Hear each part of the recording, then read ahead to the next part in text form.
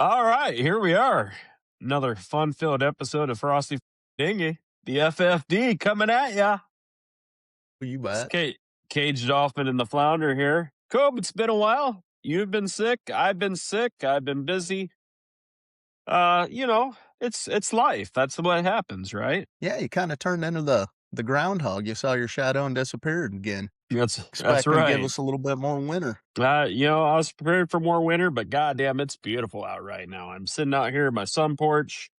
I'm kind of thinking I should have opened up a window actually because it's damn near warm out here, which is Well, a beautiful thing. at least you aren't gonna be covered in snow this go around. That's right. So I, figured I'd throw something a little bit, right down your alley to kinda bring you back into it today. There's been quite a lot of movement over there in the NFL. How do you feel about the, recent trades that have been going on? Well, this is kind of standard practice coming out of the combine. That's where all the GMs kind of get together and they get a chance to start talking and say, "Hey, what would you need for this?" And so I think a lot of conversations start at the combine and that's where they go. So, um a lot of big trades actually. Max Crosby going to the Ravens. That's going to help the Ravens out, obviously. That one should affect Um, you quite a bit though, shouldn't it? well, 2 games a year it affects me, but Max is a high motor guy. That's no shit. He will thrive, I think, in Baltimore. So as a Browns fan, do I like the trade? No. As a guy who respects what Max Crosby does on the field, do I like it? Yes. You know what I Do you mean? do you Like, Do you honestly think that that was the missing piece to get the Ravens to where they wanna be, though? I don't know. I know they need to do something with Lamar's contract here before Wednesday. I think he's going to count something like $86 million against the cap. Um, Obviously the cap is like 302 million this year, I believe is the number I heard. But that's a large portion of the cap going to just Lamar. Uh, the fight with dealing with Lamar's agent. So it's one of those deals that they got to deal directly with Lamar, and if he doesn't feel like doing anything, then they can't really do anything. If he doesn't want to pick up the phone and answer the phone call, then it's real hard to work with him. I No, I imagine he's going to be better than that. I mean, he's not a slut, uh, but it's that's gonna come become one of those things the Ravens got to get done before Wednesday. So I imagine we'll see that done. He'll probably get an extension along with some of those void years added to kick some of this salary cap down the field.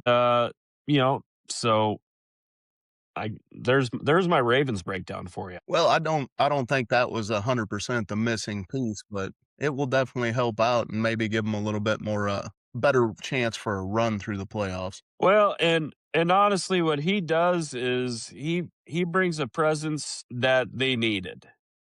Um, so is it going to solve their problems? No. Is it going to help things out? Sure, absolutely. I don't think you put Max Crosby on any team and it doesn't help. You know what I mean? Yeah, no shit.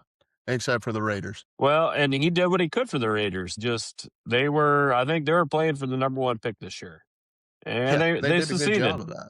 No, They yeah. succeeded. So, There's more going on in the NFL. I mean, we're going to have a carousel of quarterbacks coming up here because your favorite quarterback, Kyler Murray's going to be released.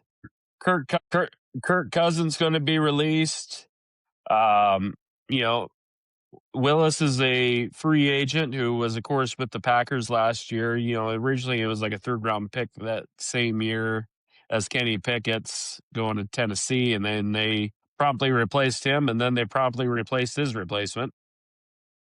Um, And I mean, Willis is a guy, he's looked good under the Packers system. He's probably going to sign a $30 million contract. I don't know if it's worth it yet, but the potential's there. yeah. So, um, So what do you you think of know, the Bears moving the wide receiver to the Bills? what a trade for the Bears. The I fact that thought they so. got the fact that they got a second for DJ Moore, I was shocked. Um, anymore, it seems like a veteran player like that usually goes for, it seems like, a 4th or a 5th. Um, so I think that kind of tells you where the Bills were at with wide receiver needs, because there's no logical reason for them to have given up a second. I kind of wonder if they weren't almost bidding against themselves. My guess is the Bears maybe got an offer of a 5th from some other teams and maybe even a 4th. Um, and the Bills felt the need that they had a chance to get a guy that they felt will help them out, and so they honestly, I think they probably overpaid for him. And they're eating most of the contract. It really didn't affect the Bears negatively at all. It actually Um, improved their salary cap quite a bit. well, yeah, because the Bills are taking the Bills are taking the most of the salary, which is crazy anymore. Usually you make a trade like that and it hurts the team that trades them away. That's why usually you got to get draft picks, because you got to replace something like that with a draft pick. Um, and the other thing that's going to do is that's going to clear enough room. Maybe the Bears, although did they just trade for a center after their other center retired? I am not sure, I didn't see that I I saw in they any of the stuff. I think I saw they traded for somebody. I didn't know if it was a center, but I if it wasn't a center, maybe they got the room to go after Tyler Lindenbaum there in Baltimore, who's about to be a free agent, because that obviously the tag period has gone over, so they can't tag him, and they couldn't really tag him anyways because offensive line is all one big bucket. So they would have been having to pay the center top 5 money of left tackles. They So they were traded the Patriots on March 6th for Garrett Bradbury. okay. So I mean, the Bears are going to need some pieces on the offensive line. So definitely by dealing DJ Moore, that's going to help them out with salary cap repercussions against that. So, uh, you know, um, the Packers made a big trade. There's a lot of good things going on in the NFL. It's kind of that point in the year where people are trying to fill some gaps, maybe with less money than they thought they would need to fill it with, just by trades. It's one of those things that the NFL trades aren't usually cost prohibitive when it comes to draft picks, because of the fact that the money's so weird that lots of times if you're not you don't see a whole lot of first round draft picks going during the offseason. So during the season, people will be willing to give them away because they're hoping they're going to be a late round pick anyways, and they're going to be better off with who they can pick up. But as I say that, the Chiefs just traded one of their quarterbacks to the Rams for a first round Yep, pick. Trent McDuffie. The Rams, they're kind of notorious for not keeping their picks. They rather get someone who's a proven commodity and let the other teams fight out over the prospects. You know what I mean? So, um, and the Chiefs once again have gone the way of not paying their own cornerbacks, and my guess is they're going to be looking into the draft to replace him. Then you got that trade Zaire Franklin to the Packers Yeah, for Colby Wooden. that was a nice little trade for the Packers. They gonna be able to put him, I think, on the opposite side of Micah Parsons, which is only going to once again help that defense out. Which, let's be honest, right now the NFC North is, depending on what the Vikings end up looking like, the Bears looked good last year and they only seem to be improving. The Packers were decent and they're improving. And Detroit has proven they just kind of got left out of the deal last year, right? So, it's the NFC North is a strong division, and you're going to have to compete, and you're going to have to pay players in order to do it. So wasn't there a rumor that the Vikings are getting rid of their Corby? I mean their QB. We'll see them getting rid of JJ McCarthy. My guess is they'll bring in, maybe they'll look at bringing back in Kirk Cousins, maybe bring in someone like Kyler Murray or someone along those lines to be there with JJ and maybe compete. Gino, from I know this sounds weird. People, if normal fans don't think as much of Geno Smith, I think, as the NFL teams do. He was kind of, he got stuck in Vegas, and they were not a good team. So it wouldn't surprise me to see a team go after Geno and really give him a potential shot. Jimmy G, I think, is still out there. I mean, as old as Garoppolo is at this point, he's still a viable option for a bridge quarterback. I don't think he's someone you want to build your roster around, but he could be a bridge quarterback. The 49ers got Mac Jones sitting there behind Brock Purdy. My guess is it's going to take a second rounder to get Mac Jones away from the 49ers, because I think if they just let him play out the contract, they'll get probably a third in compensation for him the next year. So like I said, my guess is, it'll probably take a second rounder to get Mac Jones if you want him. And I think there's going to be some teams out there that are like, listen, he was a first round pick. He was a high first round pick for the Patriots. And, it's not like, Sam Bradford was like the last real quarterback who got paid under the old system after being drafted. So it's not as cost prohibitive now to go ahead and move off a guy that you drafted in the first round. It's not going to set you back for years. It sets you back years missing on free agents and trades because you end up paying a shit ton more for them. But the draft picks, you can kind of move off them pretty quickly. And we've seen it, in the NFL, these guys who didn't really stick that first landing, but they've gone a couple places and been successful. I mean, we can look at Baker Mayfield. I think technically he's on his fourth team now, and Tampa Bay seems to really like him. I liked him in Cleveland. I think at the time, I think he was too youthful for what they were wanting to do. They felt like they were in a window, and I think they felt like they needed a more mature quarterback. So that's why they changed it out for the Tank Tickler. Yeah, I think they built the system wrong around Mayfield in Cleveland. They didn't put the right pieces in place. Well, and I think the a lot of that stemmed between that whole beef between him and Odell. That was just, I think, kind of a toxic environment altogether. When you got Odell's dad putting out tweets of videos of Baker not throwing him the ball for whatever reason, right, wrong, or indifferent, it looks bad.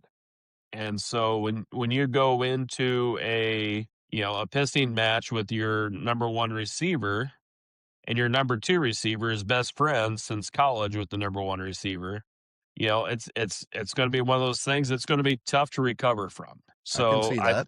I think Baker finally has. I think he's been fairly successful down in Tampa Bay in the NFC South. Which, let's be honest, if you wanted to be a quarterback to try to rehab your image, the NFC South is a good place to go because it's kind of a trash division right now. So you're like the Google of the NFL right now, especially with the Minnesota take, because they're strongly considering the toddler, Kyler Murray, is who their number one selection would be, I believe. And then also they got Geno Smith and they got fuck his name, Kirk Cousins. Yeah. So you were Yeah. right on track with that. So Well, nailed that and on the head. so the other thing about Cousins and all three of those, really, they're all being cut. So Arizona is going to be paying a buttload of money to Kyler. You know, Las Vegas is going to be paying money to Geno, and Atlanta's going to be paying a bunch of money to Kirk Cousins. So you don't have to sign them for a lot of money because they're going to be getting a lot of money from their past teams. So you can get them for that $1 to $2 million contract, a 1 year deal. You can sign them for a $1 to $2 million contract, which isn't going to affect your cap much. You might potentially have a guy that can get you to the playoffs. So here's just a random thought. Now, do you think Aaron Rodgers would go to Minnesota just so he can finish out the Brett Favre trilogy? I think he would love to. I don't think Minnesota thinks that's the way to go. I think, from watching Pat McAfee the other day when Aaron Rodgers is on there, Aaron's like, yeah, I'm not under contract. Give me a call. He was talking about Pittsburgh at the time. He said, he was trying to say he's cleared everything with the McCarthy and they're all good now. You know, but I think he's trying to get Pittsburgh to call him, and I don't know if Pittsburgh is thinking that way. I really don't. But he's saying all the right things there. Yeah, for once. And I don't think Minnesota thinks Rodgers is the way to go because I I I don't know. I don't foresee that.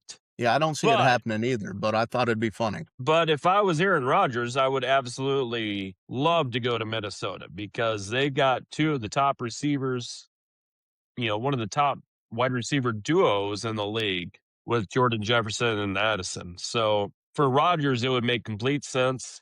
I think his biggest hope is to go back to Pittsburgh, though. But I think there's a lot of people in Pittsburgh that would like to see what Will Howard can do. I think he got drafted in either the fifth or the sixth round last year. He played well at Ohio State 2 years ago, sat the year. I think, Pittsburgh's notorious for getting the number 21 draft pick. They're just good enough to make the playoffs or not good enough to do anything more than that. So they don't ever get themselves in a spot to draft high. Um, Mike Tomlin never had a losing season. So it's one of those things that going with Will Howard might give you the opportunity to see your quarterback of the future, a guy you might believe in, or he might give you the opportunity to draft number one. It's hard to say. Um, Pittsburgh doesn't believe in rebuilding, even though I don't think they're going to tear it all down. I told you last year, I thought it was going to be Tomlin's last season. I thought he was going to go after it all. They won the division title, but they didn't do anything in the playoffs. Yeah. Um, they, in my opinion, do they need to kind of look to do a rebuild and try to tear it down as little as possible doing it? Probably. But that's not the Steelers' way. They're going to try to be as successful as possible every year. And you know what? If I was a Steelers fan, I would respect the shit out of it. You can't really bitch about somebody that has that many Super Bowls, even though it hasn't been in a while. Well, what was the last one? Was it like 2007 or 2008 against the Cardinals? Yeah, something like that. I'm not 100% sure on it. So, since we're talking about Pittsburgh, I pulled this up real quick. Uh, Tua is also looking at potentially landing in Pittsburgh. Well, and once again, you're talking about another quarterback that's getting cut by his team. So Miami's going to be paying him a lot of money. So you don't have to worry about spending money to sign Tua if you want him just for a 1 year trial deal. Um, Once again, would it potentially work in Pittsburgh? I mean, when Tua has been healthy, he's proven that he can play. Obviously, the problem with Tua is the health. Yeah. Um, Someone's going to give Tua a 1 year deal. I have no doubt about that, and they'll give him a trial. And it might as well be Pittsburgh, but I really do think they want to give Will Howard a try and see how he does. And so if that's So, the case, it might still just make sense to get one of the 1 year guys to bring in to start the year and let Will Howard come in once it's not successful. yeah. Well, Tua's also on here anyway, looking at Atlanta Falcons, the Vikings, and the Rams. Those are also where he's projected to land. So, Well, the Rams is seriously just a backup spot. You're not going to supplant. Stafford. I can't think Stafford. Atlanta is a potential. They released Kirk Cousins. You got Michael Penix, but he's kind of had some injury issues. And this pains me to say, even because I'm left-handed too. Left-handed quarterbacks have a hard time succeeding in the NFL. Um, Steve Young has managed to do it, but I don't know. He wasn't. I don't think when I think Steve Young, I don't think thrower. You know what I mean? I think scrambler. Yeah. Um, So most of r- that's because of their release point and the ball spin being backwards. It's harder for the receivers to adjust to it after dealing with right-handers for so long, is my y- guess.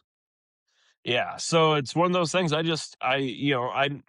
think that's going to limit him. Unfortunately, it's just how it is. That's why you don't see left-handed shortstops and third basemen in baseball. There's just some things that just look more natural coming the same way you've seen your entire life. To have the ball spin at you the other way, it's hitting your hands different because it's spinning the opposite way. You got to relearn how to catch the ball. It's one of those things that's a little bit more difficult, and I think that's why it's less popular. Isn't in baseball a lot of that have to do with the time it takes to get into a throwing position? Well, Because yeah, you'd have because to. most times, if you're playing on, shortstop, second base, third base, you would have to turn your entire body to make the throw to first. Whereas the right hander, because you're already facing that way, you can just slide across and whip it across the field.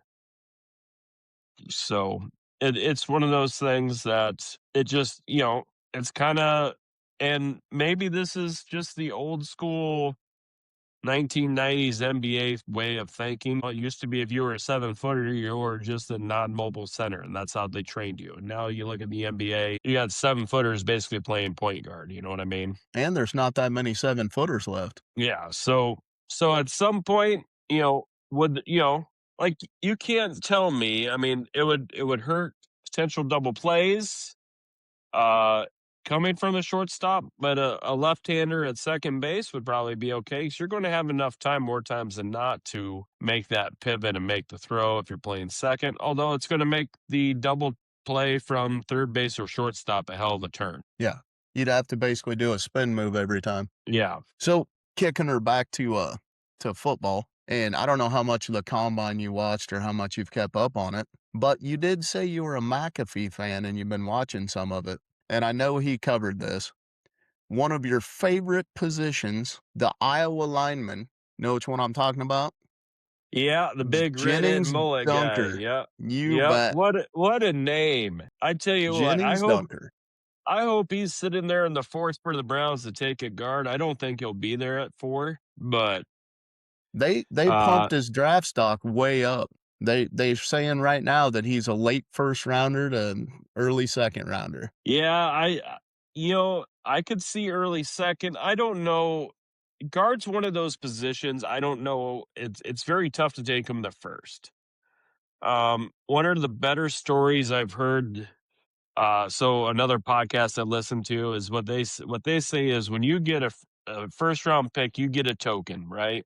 You get a token to take any position you want, and that token's just worth whatever it's worth. But the potential is if you take one of the skill positions, you take quarterback, you take wide receiver, you take cornerback, you take, rush end, all of a sudden that token under a rookie contract could become a $40 million player, right? You're saving all kinds of money because you got a $40 million player under rookie contract. Whereas if you take someone like a safety like Caleb Downs, or if you take, an offensive guard, this token isn't going to be potentially worth as much because the position's just not worth as much. Now, it's not saying that the token's not worth what that position's playing, but it's like saying, hey, I'm giving you $10,000 to go buy a stock. Are you going to buy a stock that could potentially become a, $4 million stock or a $1 million stock? But as far as it goes, yeah, that kid, I like him. I think he's got a lot of potential, and he's got the look, and he's got the grit. And let's face it, the NFL loves Iowa linemen. And he's got the So, best hype train going right now out of everybody. I mean, he's getting social media coverage for doing absolutely nothing but playing with his hair. well, but you got to remember, man. Social media and the hype train. I don't think the NFL cares much about that. The pundits love it. They love the story.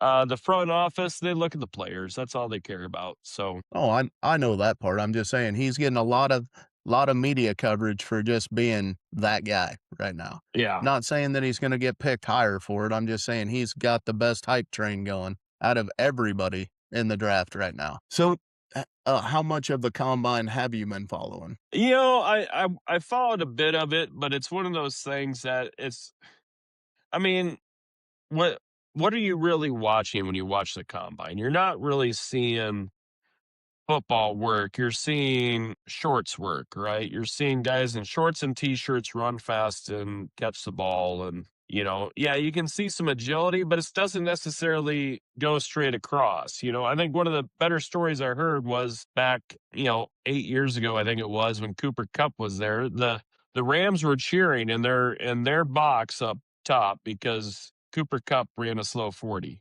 So they thought it meant that Cooper Cup was going to be there for him when they finally had a pick in the third round. And it turned out they were right. Um, you know, people want to, normal people want to look at the 40s and be like, oh man, he ran a 4.24. That guy's going to be a stud. Speed doesn't necessarily mean the same as speed. You know what I mean? Yeah, So, it's not your dry speed, it's your in-game speed and your contributions. yeah. So I think the biggest thing for the combine these days, it isn't the workouts. I think it's a lot of the interviews and I think it's the physicals. And I think that's why most teams go because they want to talk to the kids, they want to talk to their teammates. You might interview a kid and not even, you might ask him about his teammates that are in the draft. Hey, what do you think of this guy? What do you think of this guy? And you can play that off to the kid that you're talking to, saying, hey, we just want to see what you're like as a teammate. How are you with him? What was your feelings? But the whole So time you're interviewing 2 or 3 kids when you're talking to 1 kid. that is typical Browns draft day talk right there. You wanna see if any of his teammates went to his birthday party. Well, I mean, I don't give a shit about the birthday party, but you know what I mean. No, I definitely agree with what you're saying. I know I was just throwing out a Browns funny. Yeah. It's gotta give you some shit. So, they were saying that, there are a few people who, improved their draft, stock in the combine this year. One of them being, Ohio State linebacker Sonny Styles. I think that guy's gonna be a stud regardless. I don't think he needed to go to the combine to prove it. Um, it's one of those things, he's an off-ball linebacker. We're talking about one of those, if we're going back to the tokens, he's one of the $10 million potential tokens and not one of the 40 million potential tokens.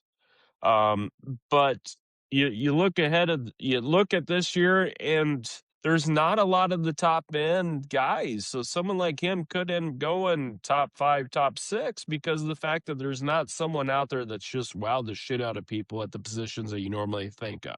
I mean, if you look other than Mendoza, the next quarterback you're talking isn't talking until a late first. Yeah, they're looking that kid out of Alabama, Yeah. I believe, and he isn't projected to go until, what was it? It was way down the list, like in the 30s, I believe. Yeah. So it's one of those things that you look at. There's a lot of, I guess, the non-select players that are looking at potentially going higher because the select position players just aren't as popular this year. For So some fucking reason, I can't find him. I know I saw him earlier when I was flipping through Ty the Ty Simpson, something like that. yeah, no, I knew who the quarterback was, I just can't find the team that they have in mock draft going to, but it was pick 30, I believe. Yeah. So Nope, sorry, my bad.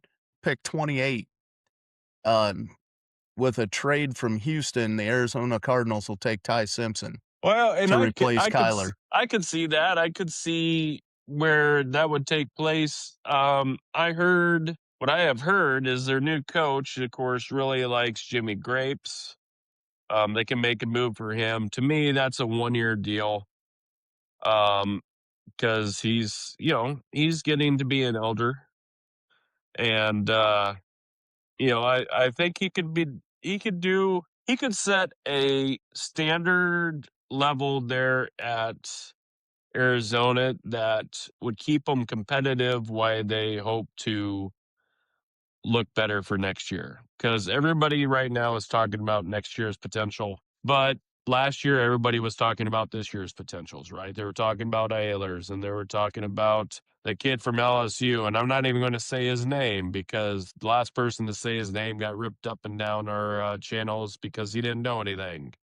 I will go ahead Eh, and say it that Garrett Nussmeier will be a bust of the draft. He is not an NFL quarterback. He well, will be a and lifelong backup, but he is not a starter. well, I tell you what. there's a lot worse things to be in the NFL than a lifelong backup. I would I'm have been sure. happy to be a lifeline backup. Well, and so, like, I look at another former Cleveland Brown draft pick, Colt McCoy, has made a lot of money being a basically a lifelong backup, and he's been pretty successful at it. So I'm not going to say that I think that's where we're looking at with Dylan Gabriel. Honestly, from what I saw, I think he's a guy that can take care of the ball. I think he's a guy that if you have to go to him, you're like, he's not going to lose us games. And that's what you look at for backups. You want a guy who's not going to lose you games. I don't think he's going to win you games, but I don't think he's going to lose you games. Yeah, no, I agree with that. Diego Pavia. I think his stock kind of dropped a little bit in the combine once they broke out that laser height machine. Yeah, I I don't know how much I believe any of that. I I truly believe that everybody knows how tall everybody really is going into it. Um, so I don't think that's a big deal. Um, I really don't. I can see, the one I haven't heard anything about lately is quarterback's hands. When was the last time you heard about a quarterback's hands being too small? See, You I heard know? about that last year, but not with the draft prospects. They were talking about another quarterback that was looking to go to a team and they thought his hands were too small. But Yeah, I mean, so it's one of those things, and I've kind of heard that with the tackle this year too. They're like, "Oh, I kind of project him as a guard because he's only got 33-inch long arms." I don't know how much any of that matters. I think sure there's an advantage in being taller and having longer arms, especially as a quarterback, but I don't know how much that's really going to affect actual things. Sorry, I'm funny trying to thing stay is, out of this little sunrise. now, funny thing is when I was blocking, it's not that often that you had your arms fully extended. I mean, most of the time you're in that close range anyway. But I understand it, with the long arms, you get contact and get to turn their body a little bit quicker if you can get your hands on them first. But most of your blocking is done at close range, not full extension. Well, and I would say that's true more with the guards and centers. The tackles, you're doing lots of punches when you're going back to try to stop those edge defenders. So to me, the tackles are more of an extended block position where the guards and centers, I think, more do get in dirty and close. You know what I mean? Yeah, it's just you're trying to stop an edge rusher as a tackle, which Yeah. goes to the outside, and you got to get their outside shoulder turn. But inside, it's just dirty work. 90% of the time, you're trying to figure out how to hold them without getting a flag. So I went down the quarterback list of them ranking it on which one's going to go first. Of course, they got Mendoza out of Indiana first, and then Simpson second. But they put up Carson Beck from Miami is the 3rd overall best. Do you agree with that one over the Drew Aller from Penn State? It's hard to say. Penn State was such a mess this year that it's hard to really judge how he was because they were a mess. So I don't know. I'm not sure how I feel about it. How about that? No, I understand that. But honestly, if you're looking at the quarterback list, after Drew Aller in the top 4, there's a huge drop off. I mean, a huge drop off to where they're projecting these guys to get taken. So everybody's dropping to the like 3rd and 4th rounds after that, from the looks Oh, of things anyway. I I'd say easily. I think we saw the trend start last year where if you're not a top potential quarterback, they're not going to take you till the 5th, 6th, 7th round because they don't, I think there's more chance to get a hit for a starter and potential Pro Bowler in the 4th round with an offensive lineman or a D tackle or one of the non marquee positions than there is at quarterback. So I There's think only I think those quarterbacks once they get to about the 2nd round, probably the top half of the 2nd round, if you haven't been taken yet, my guess is you're going day 3 because they're just like, you know what, we got other potential places that we can hit in these other spots in the third, fourth, fifth round. Rather than taking a flyer with the quarterback in the fourth round, we'll take the flyer and the quarterback in the seventh. Yeah, in this projection, there's only one quarterback that they're saying improved his draft stock, and that's Talon Green from Arkansas. He's the only one that they actually think will project himself higher into the draft by what he did in the combine. All the rest of them are going to where they're normally projected. Yeah, like I said, I think people are putting still too much in the combine anymore. It's all about the interviews. It's all about I think it helps the smaller school guys out. I think it might move guys that a small school guy that people thought, oh, maybe he's worth a seventh rounder. Maybe it moves him up to the sixth or fifth. If you're a big school guy, you're a top, Power Five conference guy. I don't think the draft helps as much as you would think. I think it's just the job interview at that point. So that's my opinion. So this kind of caught me off a little bit in this whole, projecting your draft stock. They actually listed two tight ends, one from Oregon and one from Vanderbilt. And I think in the draft projections, they're actually looking at picking up a tight end in the first round. Do you think that's a good strategy, pulling tight ends that early? Well, yeah, tight ends are difference makers, especially now when you get into these 11 personnel. You look what Travis Kelsey has done the last 10 years. Um, they, they've gotten away with having some guys that weren't necessarily number ones beside him at wide receiver because of what Kelsey can do. Um, Tight ends to me can be the biggest opportunity to turn a team around because they're big bodied guys that can do multiple things. That, especially if you can pull a good play action, they can really work. So yeah, I love tight ends. That goes from the way back machine when we used to play Madden and when we That's your get tight end fired, coach. Yeah. there's always tight end coach positions open, and so you know that's I think tight ends are a weapon, and yeah, I think the that's something that I think the position's only going to get more and more popular because of what they can do today. They got the first one slotted at pick 23 going to the Eagles.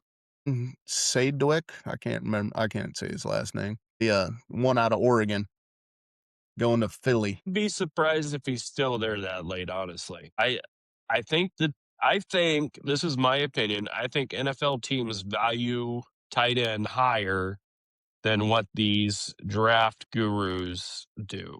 You got guys like Kuiper and them that they're I don't they see what they see. I think the NFL sees what the NFL sees, and I don't think they're the same. Um, so if he's there beyond 15, I'd be shocked. So who do you think in the top 15 of the draft picks need the tight end the most and think they would take a shot at him? Wow, I think you almost look honestly, I would look Baltimore. They got Mark Andrews, their second string tight ends set up to be a free agent. Andrews is getting up there in age. I th- you know, one of Lamar's biggest opportunities is always with the tight ends. I think they're a team that could take a tight end. They could see direct improvement by drafting a tight end. I think that makes sense to me. I look at some of these teams that you look at and say, man, they're solid teams. They just had a rough year.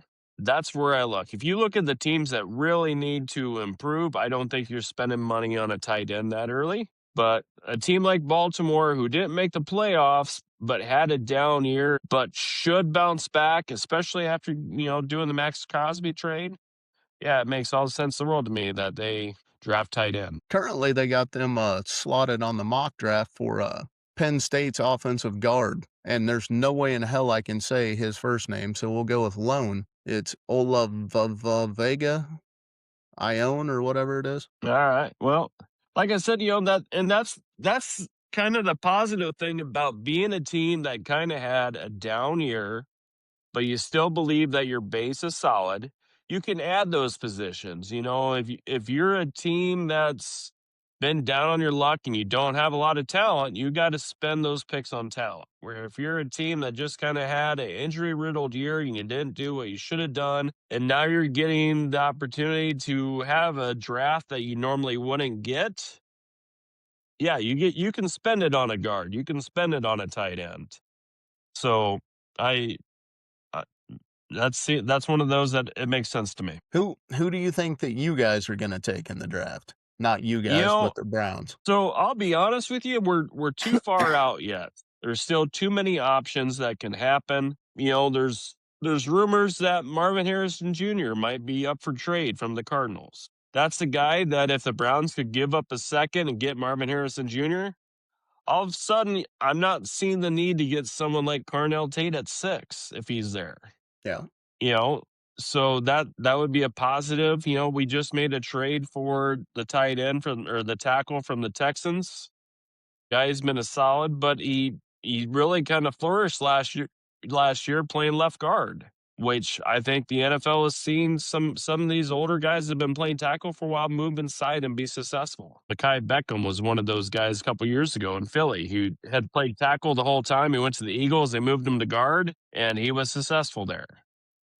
Um, I tackles I think are good spots for the Browns. I mean, we're going to need some offensive line help, obviously. Batonio's kind of got till Tuesday to decide what he's doing, whether he's going to retire or come back to the Browns or become a free agent. Um, so we'll see what happens with that. If to me the Browns need receiver help, that's for sure. Carnell Right Tate's now, they got Carnell. you they slotted you for a lineman at 6, and then, Omar Cooper Jr. at 24, your wide receiver. If I'm looking wide receiver that low, I'm hoping Boston's there. He's a bigger wide receiver.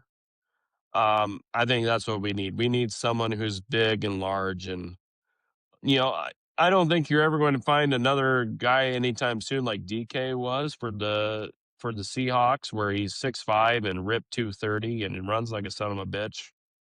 But I think we need a big receiver, someone who can go across the middle, catch the ball, come down with it, maybe take a hit, and maybe get a couple more yards. I think that's what we need. Um, I think Judy's one of those guys that kind of needs to catch it more in the open, and I think that you had I it think. when he said, "Catch it more." Well, like I said, I think he's one of those guys that I don't think he's a number one receiver type as far as the guy who can go and catch the ball in a lot of contact. I think he can be very successful and like if he's getting doubled, I just don't see him as being uh, a great option. But especially if he's coming out of the slot and he can get some room on people, I think he can be a great weapon. But that's where we need to find a big wide receiver to take up room. So maybe that's Marvin Harrison in the trade with the Cardinals. Maybe that's Carnell Tate. If it's at 24, I think Boston's the play. So I also heard that, A.J. Brown's kinda on the trading block a little bit. You think he's Yeah, gonna end up going I somewhere? well, my understanding is the Eagles want a lot, a lot. The problem is no one wants to trade any of next year's picks because everybody thinks next year's draft is going to be the best draft ever. You got Manning coming out, you got some of these other quarterbacks coming out. People want to try to stock up for next year to try to get one of those guys. But like I said, this time last year, everybody was thinking this year's draft was going to be quarterback awesome. And, if you weren't getting Cam Ward, wait till next year. Well, now where are you sitting at? We're looking at this year's draft, and it's like, well, we got Mendoza, and then we got a bunch of maybes. I kind of wonder how much of this has to do with the whole NIL deal and the open portal because people Got a aren't lot to getting a do with it. chance. People aren't getting a chance to really grow inside the system and see what they can do. So there's a lot of questions with quarterbacks now, and it's like, well, do we want to take that risk? So, So instead of building and get the experience and the accolades, not accolades, but the, like, skill boosts that they get with staying with certain coaches and teams, the quarterbacks are actually hurting themselves by bouncing around. yep, absolutely. That's how I saw it from the get-go, so If you had to, take a team in the NFL right now, which team needs the least help in the draft? Seattle. Is that based off of just what they did this year, or are they not Yeah, losing as many pieces, or they're not missing as many pieces? I don't think they're missing as many pieces. I think if you're looking at Seattle, what you're looking to do is you're probably looking at maybe trying to upgrade your right guard. Anybody who's watched the Seahawks knew that the right guard was serviceable at best. And the nice thing about where he's at, the right guard position, is it's not a coveted position in the NFL. You could take that with a 32 pick in the second round, and no one would say, "Boy, that was rough." That's the glorious thing of winning the Super Bowl. I mean, realistically, Kenneth Walker Jr. is their potential biggest loss this offseason. At running back, you got Chardonnay there who tore ACL, but I believe is supposed to be back before season. And you can get running backs in the second, third, fourth, fifth round. That's been proven. So yeah, I mean, if the Rams are another one. Let's face the facts. When they played the Seahawks in the NFC Championship game, that was for the Super Bowl. That wasn't for the right to go play the Super Bowl. That No, was that was the who right to win the Super determined who Bowl. was gonna win it. Um, so yeah, if I'm either of those two teams, I'm feeling good, and I'm taking a look at who's going to be the best player available that can help me out this year. If I mean, enjoy the luxury of being where you're at because you don't got a lot of holes to fill. So, on the other end of the spectrum, which team needs the most help other than the Raiders? You got the list. I mean, let's look at it. The Jets have the glorious thing. I believe they have two first rounders this year. They got three next year. They traded away a lot of assets last year in order to get those picks. They mortgaged last year in hopes these next 2 years will pay off. So they need to find some playmakers. Cleveland needs to redo their offensive line. They got a lot of holes on offense right now. Depending on what happens on the offensive line, you're right now after trading for the Texans tackle, you could probably put him into one spot. I think Luke Whippler at center. Um, Maybe you got Big Thanos, depending on how he recovers at a tackle. But you're looking two offensive linemen you got to replace in Cleveland. Um, there's Miami. What do you do in Miami's spot? You're talking about maybe trying to bring in Malik Willis, but is quarterback the answer for Miami? And I kind of wonder about Kansas City. They've gotten old. You know what I mean? They just traded probably their best cornerback. They just traded their best cornerback, so they're going to need to replace that. They got some holes to fill for the first time in a few years. And so the question is, will they be able to? Are they gonna end up bringing back, Hill? I'm not sure. It's going to be hard to say. The thing is, has he been released already, or is he being released next week? I am not sure. I know, Tua doesn't get released until June 1st. Well, it's a post June 1st designation, so he can be released on Wednesday at 4, I believe. So once the new year happens, they can, which is Wednesday at 4, I believe, they can be released with the post June 1st designation, which spreads that cap hit out over a couple years. I am looking up the Tyreek thing, but it said that on February 16th, he was an unrestricted free agent. Okay, so he must have been released already, which means he could have signed for anybody. If you are a waived veteran who was cut or waived before the league year, you can sign right away. So no one has jumped up to sign Tyreek yet.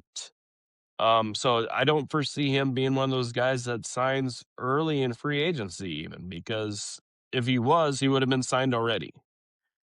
Um, so I maybe Tyreek is one of those guys that goes and sees a veterans minimum type deal, and hey, we'll bring you in and we'll see what you can do. Here's some money, and we'll give you the spot, but we're not going to mortgage our future on you at this point. See, and maybe I don't know personally, but do you think he's trying to hold out for too big of contracts and that's why he hasn't been picked up yet? No, he's getting paid for Miami, so it doesn't matter. He's waiting for a phone call from someone to offer him a spot. So if you just had to guess without any of the draft or any of the trades being done, who do you think is going to the show next year? I know it's way early.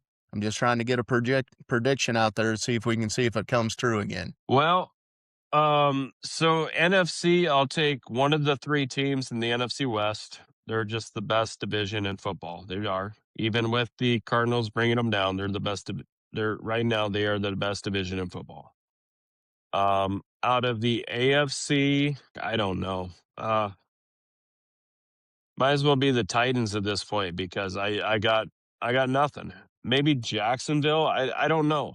AFC to me is a toss up. So no AFC prediction, huh? No, because I just this early I can't do anything with the AFC. The NFC, yeah. You could talk me into any one of the 3 NFC West teams, and I'd be like, yep. You could maybe even NFC Central. Could you talk me into a few? Maybe, but I don't know if I'd take them above the NFC West. All right. Well, that will round out our NFL portion. Now, I kind of just want to see if you've been paying attention at all. Have you been watching any of the baseball yet? I really haven't. Honestly, during the week right now, I'm trying to get prepared for the upcoming season with construction. We're starting to pick up already, so I haven't been paying as much attention as I could. And honestly, I think that's the problem with baseball right now. Maybe the ABS or whatever the hell it is called is going to help that. I think have infamously said I haven't been a big fan of baseball lately because I think the umpires are too controlling, um, which I think is a problem. It's just I don't like the new pickoff rules. I think that's lame. I think baseball has gone too far with the interleague. I'd like to see more NL, AL, and if it's an interleague, I'd like it to be special again. And now it's kind of watered down. I I've lost my excitement about it because I think they've tried to do too much, and I think they've made it too much. So, do you think the ABS is actually going to help the officiating, or is it just another way to time consume? Oh, oh no, I think it's going to way help. God, it makes me wish that fucking Angel Hernandez could come back and call a game because that guy was a fucking dipshit. And he would miss calls all night, and then people would get mad, and then he would ring them out, throw them out because they argued with him. Man, I would love to see him get corrected by the ABS system and just have someone like Bryce Harper look back at him, be like, "You missed that call for 7 years, you fucking idiot." I would love it. God, so I have so much hope for the ABS. I really do. I mean, honestly, it's one of those things, umpires making good calls and correct calls is going to keep the game flowing, but I think this system's going to keep umpires in check, which has been needed for a long time. So, what do you think about the 5 overturns in less than 3 innings that ABS did? Hey, get shit right. You guys are paid professionals back there behind the plate, you know? I you don't want to be overturned, make the right call. One of them was a ball that I saw on the ABS by .1 inches. Yeah, that's rough, but strikes are strikes and balls are balls. And I believe that Make that challenge was called by the pitcher, which you rarely ever see. It's usually the catcher and the batter that are calling them. Yeah. So, if you're an umpire and you don't like getting overturned, make better calls. You make the right if you call strikes strikes and you call balls balls, you won't get stuff overturned because you're doing a good job. There's a lot of good umpires out there. There's a lot of umpires that are going to get better. I saw one of them that was on the old Tiki Talkie that the catcher purposely set up on the inside, and then the breaking ball went to the bottom left corner. And since the catcher was set up in the different spot than what he normally would have been for that pitch, that put the umpire out of place, and the breaking ball went right through the center of the zone, and it got called a ball. I thought that was You pretty know, fucking funny. and that's going to happen. There was a lot of times, like if you were set up inside and you threw outside and the catcher had to reach across, it was going to be a ball. It might have been a perfect strike. It might have hit the end of the zone, but because that's just the way these umpires were kind of trained. When you're an umpire, especially with the right-handed batter, and you're kind of setting up over the left shoulder of the catcher. That's where you're set up because that's where you can see the best, and that's you want to be. Honestly, my thought when I was umpiring is I always wanted to be tight on the inside. I wanted to make sure if it was over the inside of the plate, I was calling it proper. The outside of the plate, maybe it got a little wide sometimes, but I can't, because the way you're setting up, it's not like it was back in the day when you were setting up directly straight above the catcher. You know what I mean? You're setting up usually on the inside. It makes the outside pitch a little harder to see. So, did you happen to see the rookie pitcher that came up that the team they were playing figured out his tell on his fastball? Did you I ever didn't see? see it.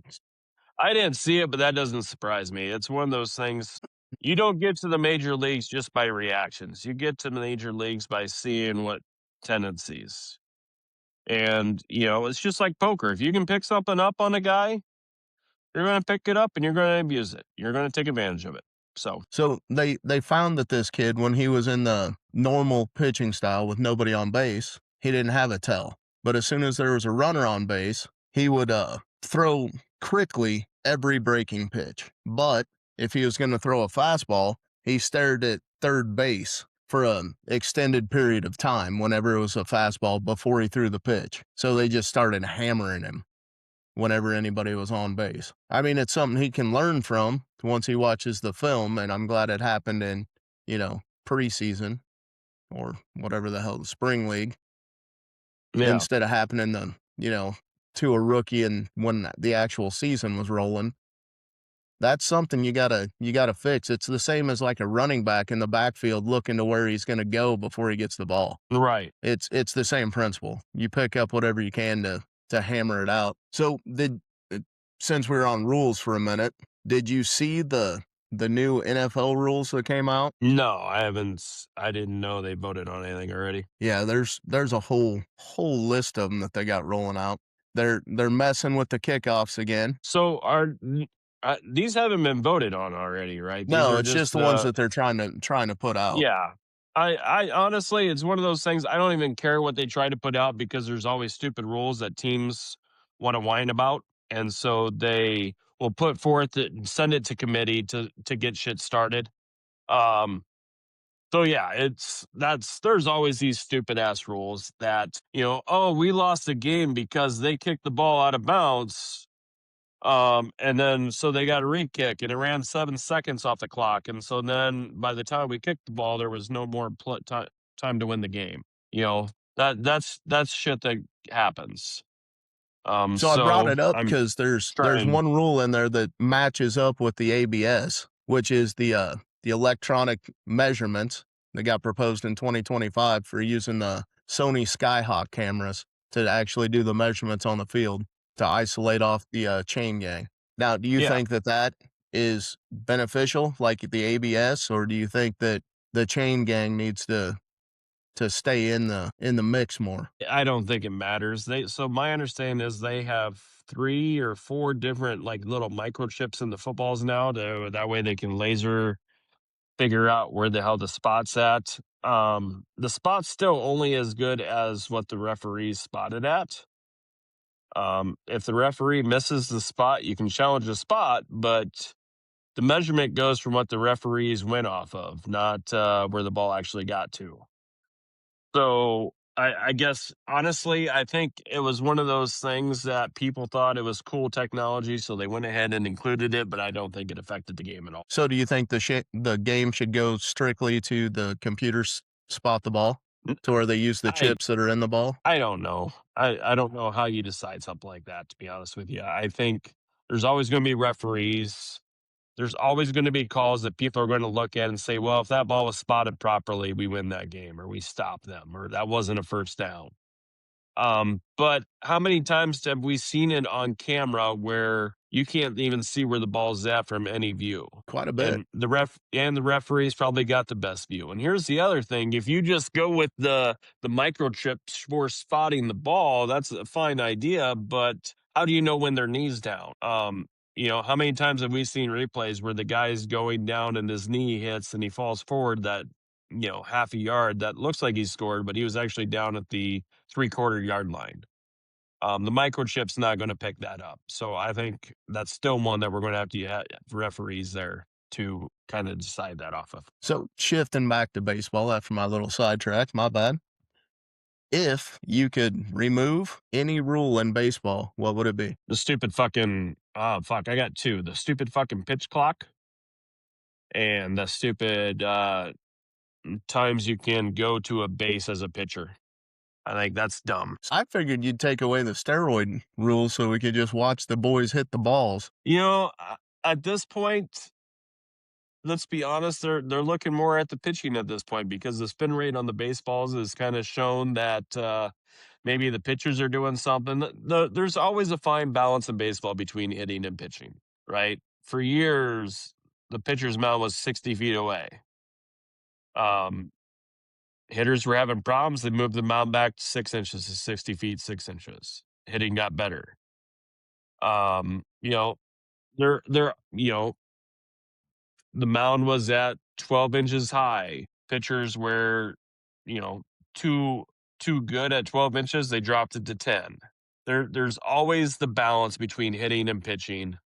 I don't think steroids is going to change that anymore. I really don't. So we'll let you hit off one more rant, and I don't even know if you'll rant about it, but why isn't Bauer back in yet, the pitcher? I don't know.